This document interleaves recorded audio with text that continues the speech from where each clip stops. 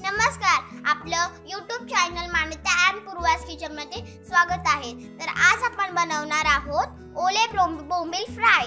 तर ओले बोंबील फ्रायची रेसिपी आता आपली आजी आपल्याला करून दाखवेल। चला पाहूया। नमस्कार, आज आपण पाहणार आहोत ओले बोंबील फ्राय। त्यासाठी साहित्य आहे, आपण अर्धा किलो बोंबील घेतलेले, बेसन पीठ घेतलेले, थोडंसं रवा घेतलाय, आले लसणाची पेस्ट थोडीशी करून घेतलेली आपण, हळद, लिंबू, तेल, मिरची पावडर, गरम मसाला, मीठ। आता आपण कृती करूया। आपण थोडीशी हळद टाकतो याच्यामध्ये, 1 चमचा मिरची पावडर घेतलेली आहे, आपण थोडासा गरम मसाला घेतलेला आहे, मीठ घेतले याच्यामध्ये, आले लसणाची पेस्ट घेतलेली आपण थोडीशी वाटून, अर्धा लिंबू घेतलेले। मी आता ह्याच्यामध्ये हे करते। आता आपण ह्याच्यामध्ये थोडंसं पाणी टाकूया। अशा पद्धतीने आपल्याला थोडंसं पातळ करून घ्यायचं आपल्याला। आपण त्याला कारण का धुवून घेतले त्यावेळेस बोंबील आपण त्याला हळद आणि मीठ लावून ठेवलं होतं थोडंसं, म्हणून आपण याच्यामध्ये थोडंसं मीठ टाकलेलं आहे। असं एकजीव झाला पाहिजे, कारण आपण लसणाची पेस्ट टाकलेली आहे याच्यामध्ये, कारण का ते आतनं लागल्यावर खूप छान लागतं ते, आणि आपल्याला ते कडक करायचे। आता हे अशा प्रकारे आपण हे करून घेतलेले आहे। आपलं हे तापून झालेले आहे बघा तवा। मी त्याच्यावर तेल टाकते पहिल्या सर्वप्रथम। अशा प्रकारे आपण तेल टाकून घेणार आहोत। त्या अशा प्रकारे आपल्याला बेसनमध्ये कालून घ्यायचं आहे, असं म्हणजे एकजीव करून घ्यायचं बेसनामध्ये आपल्याला। तो मसाला घेतलेला आपण ना तसा असं करून घ्यायचा। त्या अशा पद्धतीने आपल्याला कालून हे करून हे रवा लावून घ्यायचा आपल्याला त्याला अशा पद्धतीने। आता मी ह्याला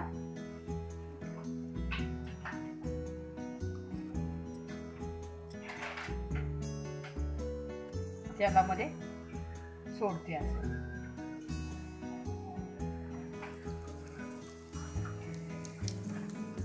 अशा पद्धतीने आपल्याला हे करायचं आहे। तेल तापलेलं आहे आपलं, मी त्याच्यामध्ये ठेवून दिलेलं आहे। आता परत दुसरा करते मी, लावून घ्यायचं आपल्याला रवा, आणि ते असं उतरायचं आणि असं ठेवायचं। आता हा चांगला भाजेपर्यंत थोडा वेळ बारीक गॅसच ठेवायचा, आपण बारीक गॅसवरच करणार आहोत। आपण याला पहिलं बेसन पिठाचं हे केलं होतं, आपण सगळा मसाला वगैरे टाकून बेसन पीठ एकजीव करून घेतला। मग त्याच्यानंतर आपण बोंबील बेसन पिठामध्ये टाकले, आणि मग आता रव्यामध्ये काढून आपण तेलामध्ये थोडंसं शालो फ्राय करतो आपण। खूप तेल बी नाही टाकलं, थोडं कमी बी नाही टाकलं आपण। आता याच्यामध्ये आपण कडक चांगले करून घेणार आहोत अशा पद्धतीने आपण करून घेणार आहोत। चांगले तांबूस गुलाबी कलर असं येईल असं आपल्याला करून घ्यायचं आहे। हे बघा आपले आता चांगले कडक झालेले आहेत बघा, एवढा असे बघा कसे कडक झालेले आहेत बघा, छान झालेले आहेत। आता मी हे काढून घेते। आपण रवा लावून घेतलेला आहे अशा, आपल्याला ह्याच्यामध्ये फ्राय करायचं आहे रवा। आता असा लावून घेतला आपण रवा, आता मी तेलामध्ये टाकते। अशा पद्धतीने आपण रवा लावून घ्यायचा,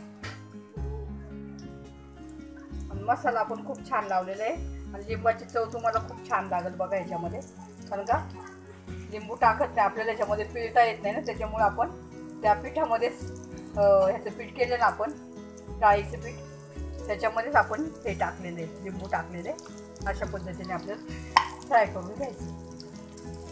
तेव्हा असं छान फ्राय होतात, मग थोडंसं चांगलं हे होऊन द्यायचं, आणि मग त्यांना आपण पलटी मारणार आहोत।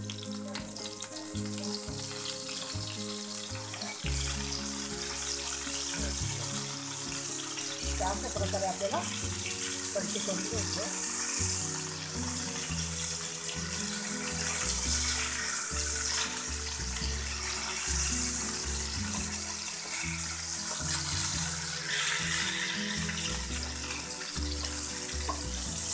छान फ्राय करून घ्यायचं आपल्याला। त्या आतमध्ये शेकले जातात असे छानपैकी। रवा आणि हे लावलं, बेसन आतनं लावल्यामुळं आतमध्ये चांगले बोंबील निघतात, म्हणजे शिजतात चांगले, खायला बी टेस्टी लागतं ते.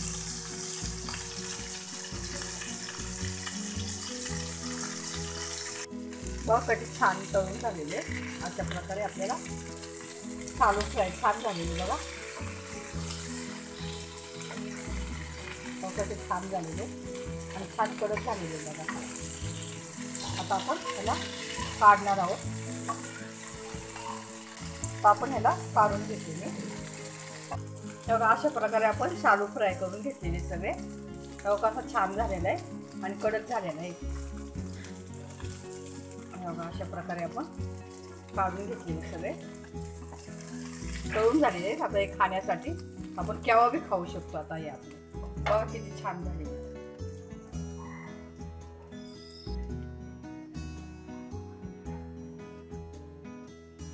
व्हिडिओ आवडला असेल तर व्हिडिओला लाईक करायचं विसरू नका आणि आमच्या चॅनलला सबस्क्राईब नक्की करा.